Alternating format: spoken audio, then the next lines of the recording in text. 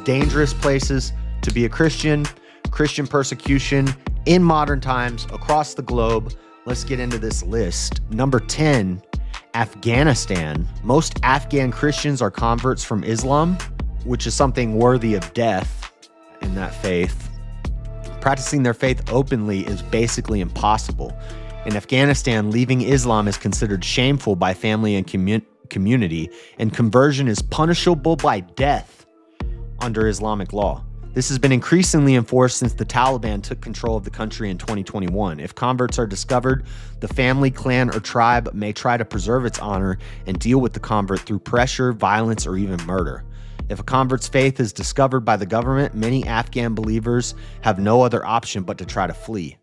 Women and ethnic minorities experience additional oppression, so Christians among these groups live under unthinkable pressure. And yet God is still at work in the country. Kada. A believer in Afghanistan shows this firsthand. I continue to be a servant of Christ, following his example of humility and greatness in the difficult Taliban regime. We face challenges, but with strong faith, we persevere. You just got to get out of Afghanistan, man. You can't be in Afghanistan trying to be a Christian. Iran, same thing. Durka Allah, Muhammad Jihad. Bakala, Muhammad Jihad. Bakala, Muhammad Jihad. Allah, Durka, Muhammad Jihad. Muhammad Jihad. Oh, shit. I have a feeling most of these top 10 most dangerous places to be a Christian are going to be in the Middle East. What do you think, guys? You want to make a little wager? What do you think? What are the odds? In Iran, number 9, the Christian community is divided between constitutionally recognized and unrecognized Christians. Unrecognized converts from Islam to Christianity face severe religious freedom violations, primarily from the government and to a lesser extent from society and their families. The government views these converts as a threat, believing they are influenced by Western countries to undermine Islam and the regime. Both leaders and ordinary members of Christian groups are often arrested, prosecuted, and given long prison sentences for crimes against national security. Recognized historical communities such as Armenian and Assyrian Christians are state-protected but treated as second-class citizens. They face many discriminatory legal provisions and are not allowed to worship in Persian or interact with Christian converts. Those who support converts can also face imprisonment. Number 8, Pakistan. We've got 3 out of 3 so far in the Middle East. Pakistan's notorious blasphemy laws are often used to target minority groups, but Christians are disproportionately affected. Indeed, roughly a quarter of all blasphemy accusations target Christians, who make up just 1.8% of the population. Blasphemy laws carry a death sentence, while this is seldom carried out. And you'll see people at these pro-Palestine protests or these pro-Iran, anti-Israel protests. You'll see them with flags of these Middle Eastern countries, but then they'll have a cross on their neck and they'll say they're Christian. They'll have a gay flag, a freaking Pakistan flag. I know Palestine is different from Pakistan. I'm just saying they'll have some sort of Middle Eastern Hamas garb, and then they'll have a gay flag, and then they'll have a cross on their neck. And they'll say, we're Christians. None of that flies over there. What are you talking about? Blasphemy laws carry a death sentence. While this is seldom carried out, people accused of blasphemy are vulnerable to attack or murder by mobs. In June 2024, an elderly man was killed by mob violence after being accused of desecrating the Quran. The 2023 attack on Christian homes and buildings in the town of Jaranwala continues to contribute to a climate of fear. Historical churches have relative freedom for worship and other activities. However, they are heavily monitored and have been targeted for bomb attacks, like we just saw in the Damascus suicide bombing that just happened the other day. Number 7, Nigeria. Now, according to what Google told us, Nigeria was the worst place. But that could be worst as in the most Christians being killed for their faith in Nigeria. But maybe it's like a per capita thing, that it's actually more dangerous to be in Pakistan or Iran. Oh, no, I'm sorry. I'm looking. Never mind. There's 7 more ahead of Nigeria, though. But they said Nigeria has the most, with more than 4,000, almost 5,000 Christians killed every year in Nigeria alone. Nigeria makes up for the majority of of Christians who are killed for their faith. Jihadist violence continues to escalate in Nigeria, and Christians are particularly at risk from targeted attacks by Islamist militants, including Fulani fighters, Boko Haram, and ISWAP, Islamic State West Africa Province. These attacks increased under the rule of former President Muhammadu Buhari, putting Nigeria at the epicenter of the targeted violence against the church. The government's failure to protect Christians and punish perpetrators has only strengthened the militants' influence. While Christians used to be vulnerable only in the Muslim-majority northern states, this violence continues to spread into the Middle Belt and even further south. Attacks are shockingly brutal. Many believers are killed, particularly men, while women are often kidnapped and targeted for sexual violence. Once again, many believers are killed for their faith, and more believers are killed for their faith in Nigeria than anywhere else in the world. And Nigeria is only number 7 on the list. So let's keep going. Eritrea, I don't even know where that is. Eritrea is number 6. Eritrea's persecution landscape is complex. On the church front, the government recognizes only the Eastern Orthodox Church, Catholic and Lutheran churches, and Islam. Converts from Islam or Orthodoxy to Protestantism risk severe mistreatment from their families and communities. Non-traditional churches face the harshest violations from both government and the EOC. For many years, government security forces have conducted house-to-house raids, arresting hundreds of Christians. Number 5 is Sudan. Sudan was on a path towards religious freedom, but a coup and devastating war dashed these hopes. Sudan rose 3 ranks on this year's World Watch list, and Christians are once again in danger. After a year and a half of war, Sudan is now home to the world's largest displacement and hunger crisis, with nearly 9 million people forced to flee their homes. Neither side is sympathetic to Christians, and the conflict has given Islamist extremists more opportunity to target them. More than 100 churches have been damaged so far, and Christians have been abducted and killed. Sudanese Christians who have come to faith from a Muslim background face severe backlash from their families and communities. These believers tend to keep their faith secret, even from their own children. That's because it says in the Quran that if somebody converts, you can chop. Baba Booey. Number 4 is Libya. In Libya, following Jesus is a huge risk for anyone. Libyan Christians with a Muslim background face violent pressure from their families and communities to renounce their faith. Foreign Christians, especially those from sub-Saharan Africa, are targeted by Islamist militant and criminal groups. These groups kidnap and sometimes brutally kill Christians. Even if they avoid such a fate, sub-Saharan Christians face harassment and threats from radical Muslims. Christians who openly express their faith or try to share it with others risk arrest and violent opposition. The lack of central government to enforce law and order makes the situation even more precarious. Number 4, that's Libya. Number 3 is Yemen. So Yemen is the one I'm hearing most about from certain conservative commentators who aren't afraid of a fatwa being put on their head. But Yemen, when you try to, there's no mainstream reporting on any of this. If you Google Christian killings across the world, all you're going to get is Open Doors International and Open Doors US, and this group, Christian History Institute, globalchristianrelief.org, persecution.org. This is the only news article I found on it, and this is from christianpost.com. But the majority of articles you're going to find are going to come from these .orgs, like persecution.org, Christian History Institute, Global Christian Relief, and the primary one, which is this one, Open Doors US or Open Doors International. Nobody else is really, no mainstream media is reporting on this, but it's happening all over the world. Torn apart by civil war, this is Yemen. Life is very hard for everybody in Yemen, and even harder for Christians. The country is now divided into territory ruled by 3 different powers, as well as some areas held by Al-Qaeda and the so-called Islamic State. None of the powers involved are sympathetic to Christians, and the official constitution upholds Sharia Islamic law and no freedom of religion.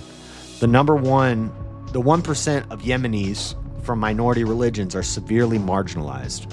Relief aid is mostly distributed through local Muslim groups and mosques, which are alleged to be discriminating against anyone not considered a devout Muslim. If someone is reported to be a Christian or involved in Christian activities, they could face severe monitoring, arbitrary detention, torture, ill treatment, and even murder. In Houthi-controlled areas, it's dangerous to possess a Bible or other Christian books. Leaving Islam to follow Christ is seen as a huge betrayal of your native tribe. Punishment by the community can include being disowned, disinherited, divorced, and losing custody of their children, being banished, or even murdered. I think they should self-banish. Get the hell. If you want to convert to Christianity in those countries, get out. You got to run. Run through the desert. Did you see the shooting at the church in Wayne, Michigan? No. When did that happen? No, we talked about the Syrian church bombing earlier. Security guard kills Michigan church gunman, preventing large-scale mass shooting. See, that's a good guy with a gun. Were any bystanders killed? Probably not. Michigan church shooting leaves at least one injured and gunman dead. An active shooter was killed by church staff after he opened fire in a Wayne church Sunday morning. Do we have a description of the suspect? The City of Wayne Police Department said the suspect started driving recklessly near Cross Point Community Church around 11 a.m., drawing the attention of church staff members. Police said he then exited the vehicle wearing a tactical vest, armed with a long gun and a handgun. According to police, he approached the building and opened fire.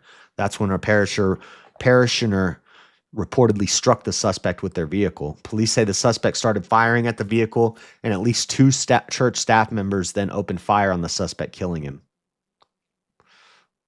We're going to interrupt the... Is this breaking news? When did this happen? One of the security guards was shot in the leg. Police say he was taken to a nearby hospital. We are grateful for the heroic actions of the church staff members who undoubtedly saved many lives and prevented a large-scale mass shooting. Their actions prevented dozens of people from being murdered. Okay, here we go. Police say the suspect is Brian Anthony Browning, a 31-year-old man from Romulus. They believe that Browning was suffering from a mental health crisis. He was armed with an AR-15 style rifle, more than a dozen fully loaded magazines, a semi-automatic handgun, and an extended magazine with hundreds of rounds of ammunition. Browning's mother is a member of the church, with police saying he had attended church service there 2 or 3 times over the last year. So he's not one of the Allahu Akbar people, but probably has some mommy issues.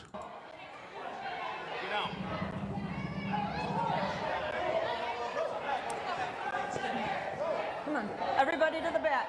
Please, everybody come to the back. Come to the back. Come on, they gotta come. They gotta come. Come on. Come on. Come on. Come on. Come on.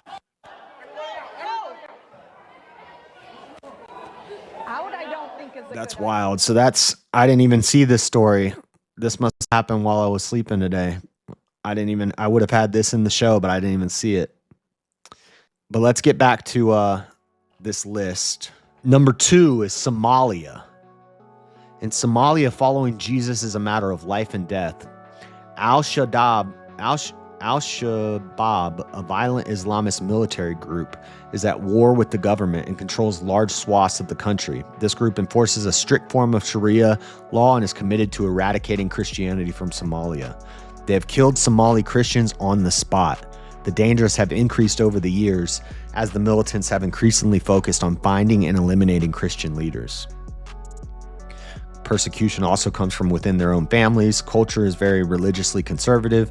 Being Muslim is a huge part of Somali identity, and to reject this is seen as a major betrayal of the whole family. Even suspicion that you might have converted from Islam to Christianity can put your life in great danger from your own community. You could face house arrest, forced marriage, forced Islamic rituals, or even threats to your life. These factors make Somalia one of the most dangerous places in the world to be a Christian. And the last, number 1 on the list, the most dangerous place in the world to be a Christian is North Korea. So the number 1 spot on the list is not a Middle Eastern country. Still Asian, but North Korea. As it has been for nearly 30 years, North Korea is number 1 on the 2025 World Watch List. If your Christian faith is discovered in North Korea, you could be killed on the spot. If you aren't killed, you will be deported to a labor camp and treated as a political criminal. You will be punished with years of hard labor that few survive. And it's not only, and There's no like reporting on this. There's no news on this. We'll hear about Uyghur Muslim camps in China, but I didn't know they're putting people in camps in North Korea. I knew like it was commie, you know, it was some commie gobbledygook. No offense, but it sounds like some fucking commie gobbledygook. I knew it was like a commie place, but I didn't know that they were putting Christians in labor camps. No mainstream media talks about this. It's not only you who would be punished. North Korean authorities are likely to round up your extended family and punish them too, even if your family members aren't Christians. There is no church life in North Korea. It's impossible to gather for worship or prayer, and even secret worship or prayer puts Christians at a great risk. Official spies could inform on you if they have any indication that you are a Christian, and so could your neighbors or teachers. Recognizing any deity beyond the Kim family. Wow. So they just so they're God. That's like in the movie The Interview when they meet Kim Jong-un or whatever, and he says, I don't poop. I heard he doesn't pee or poo. He works so hard, he burns the energy from inside. Does he have a butthole? He does not have a butthole. He has no need for one. They make the people treat them like gods. This is communism. Take God out of everything, and you just make the rulers into gods.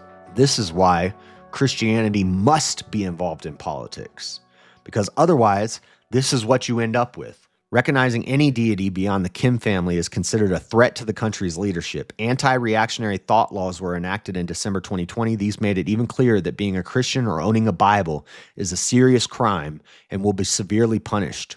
While a handful of churches exist for visitors in the capital, Pyongyang,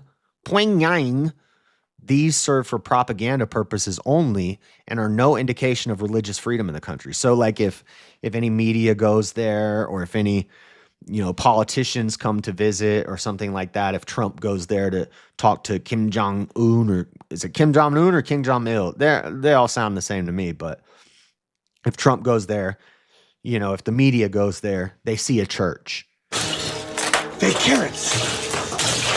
Fake fruit. Fake. Liar! Just like in the movie The Interview, they'll see grocery stores with food in the capital city, but outside of the city, everybody's being poor and Christians are being sent to labor camps. Crazy. Don't know if China will be on that list because China allows state-approved Bibles in churches. Yeah, it's not. This is number one on the list is North Korea. I'm sure it's not great in China for Christians, but they don't make the top 10 list for most dangerous places. Miraculously, Open Doors estimates there are 400,000 Christians in North Korea, all of whom follow Jesus in secret. They know the risks, but they are continuing to live for Christ. I know the risks involved, says Ju Min. Editor note, Ju Min is a composite of two real believers who live in North Korea. The details of their stories have been combined and changed to protect their identities. If I am caught, I could end up in a labor camp paying a heavy price for being a Christian now. Pray for God's people in North Korea. Pray for the estimated 50,000 Christians currently in labor camps. Do not give up hope that God can make a change, and ask that he will protect and strengthen the North Koreans who cling to his promises. This website, Global Christian Relief, you can look at Christian persecution in Yemen, Afghanistan, Algeria, Burkina Faso, China, Colombia, Egypt, Eritrea, India, Indonesia, Iran, Iraq, Libya, Maldives, Mali, Mauritania, Mexico, Mozambique, Myanmar, Nepal, Nigeria, North Korea, Pakistan, Saudi Arabia, Sudan, Syria, Turkey, Yemen. More coming soon. The Shia Houthi tribe are backed by Iran. The casualties have been horrific, leaving 150,000 dead, 4 million displaced, and more than 20 million in need of aid. However, the church has grown in this situation, becoming one of the most effective distribution networks of aid. Persecuted Christians are entirely from a Muslim background. Many have turned to Christ in the utter exhaustion of the chaos. And Yemen's not even where it's the worst, but I hear a lot of people commenting on Yemen. Yemen at war, Christians in peril, from persecution.org. The world is focused on Russia and the incursion into Ukraine.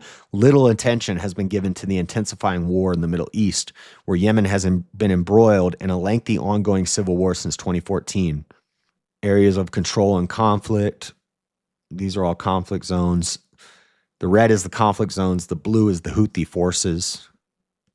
And then we bomb the Houthis and people get mad. When the Signal Gate thing, they were more focused on some Atlantic journalists getting into a Signal chat and leaking a Signal chat. They were more focused on the Signal chat than the fact that we're bombing the Houthis. They're slaughtering Christians. Nobody cares about that. They care about a Signal chat that got leaked. Another story, 3 American missionaries killed in Yemen. I don't know the date on this. It's from the Christian Post. It's not giving me a date. Then there's the church.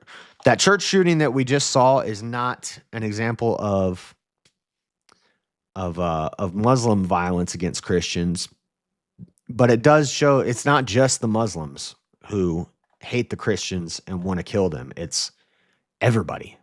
Lots of people, not everybody, you know what I mean, but it's lots of different people, lots of different groups don't like Christians for all of history. Yemen, a suspected Muslim extremist hiding his gun cradled like a baby, slipped into a Southern Baptist hospital in Yemen on Monday and opened fire, killing 3 American missionaries and seriously wounding a 4th. The suspected attacker, a Yemeni, was arrested, and a Yemeni official said security forces were searching for militant cell that may be targeting foreigners and secular figures in the country. Americans have been repeatedly warned by the U.S. State Department to be cautious in Yemen, a country where the central government authority is weak in tribal areas and where Muslim militants have found refuge. Yemen, the ancestral homeland of al-Qaeda chief Osama bin Laden, has been a key front for the U.S.-led war on terrorism. And I think this is an old story, but we've already talked about the Damascus church bombing that just happened, 20 dead at an Eastern Orthodox church in Syria, or it was an Eastern Orthodox church in Damascus.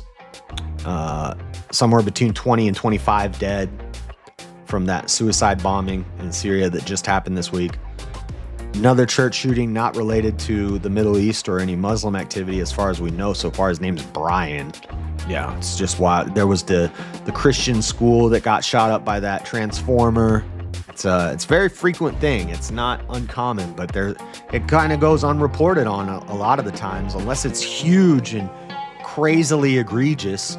They're not talking about this, but they'll tell us all about Israel and Palestine. That's just a quick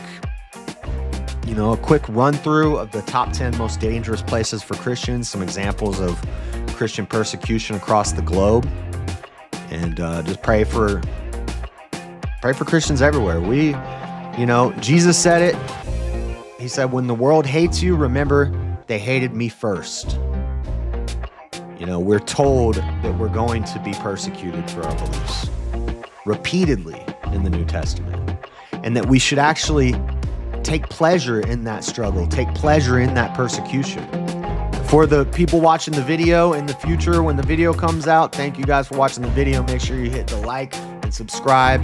Check out the Monday Night Dreaded Conservative show. We do bits like this and cover topics like this and all sorts of other stuff.